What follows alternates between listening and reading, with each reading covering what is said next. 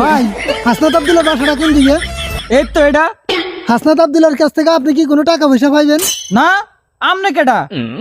আমি তো সাংবাদিক, হাসনাত আব্দুল্লার নামে রিপোর্ট বানাইতে আইছি।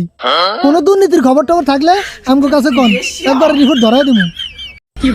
ওই যে ওই একটা ড্রেন আছে না, ওই ড্রেনের মধ্যে গেলে প্রমাণ পাইবেন।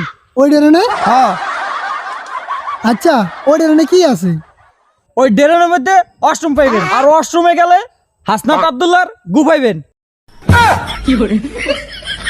গু তদন্ত করে দেখুন কোন দুর্নীতি পান কিনা।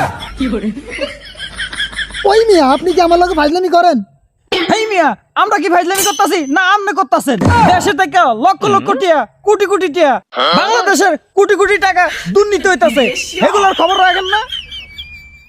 কোনানে হাসনাত আব্দুল্লাহ থেকে রিস্কা ভাড়া পাইবেন, এই নিউজ করেন না? কোনানে হাসনাত আব্দুল্লাহর গুর মধ্যে যায় গাড়াগাড়ি করেন না?